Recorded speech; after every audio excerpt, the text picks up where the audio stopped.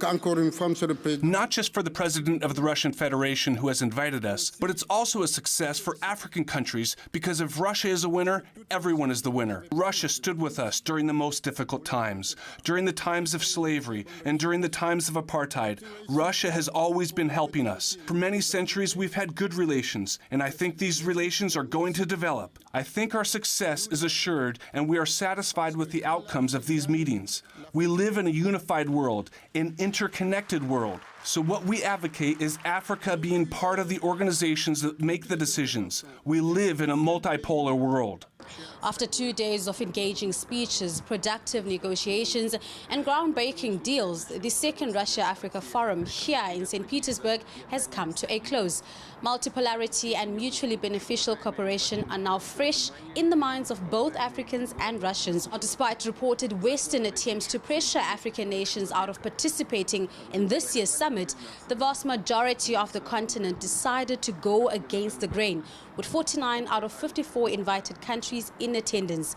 The Western media also tried to diminish the impact of this event, saying that fewer heads of state attended the summit in comparison to the last one in 2019. In reality, the largest scale and general attendance this year proves that Moscow is anything but isolated. Russia's suspension of the Black Sea grain deal was a main point of discussion as well, something the mainstream said would lead to global food insecurity. But Vladimir Putin assured everyone that despite the West's refusal to fulfill its side of the bargain by lifting sanctions on Russian food exports, Moscow is ready to increase its food and fertilizer exports to the continent, no matter the Western sanctions aimed to disrupt shipments. Our country is able to replace Ukrainian grain both commercially and in the form of free assistance to the most needy African countries. Moreover, this year we again expect a record harvest. In the next 3-4 months, we will be ready to provide free of charge to Burkina Faso, Zimbabwe, Mali, Somalia, Central African Republic, Eritrea, from 25 to 50,000 tons of grain to each. We will also provide free delivery of these products.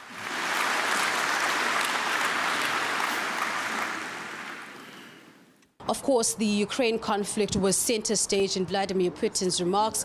He reiterated that Moscow is ready for peace talks, unlike Kiev and its Western backers who are determined to draw out of the hostilities.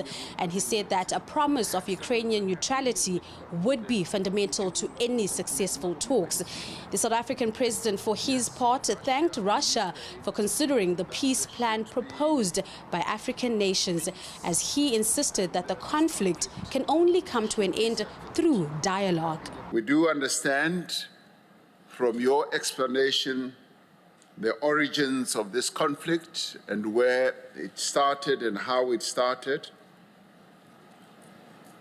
We are, however, pleased to hear you say you recognize the initiative that we as African countries, 7 African countries have taken, and you take this initiative by the 7 countries very seriously. In calling for engagement, we say so from our own histories as African countries, that many countries on the continent were involved in various conflicts, and in the end, those conflicts, many of them were resolved through peaceful means, through negotiations.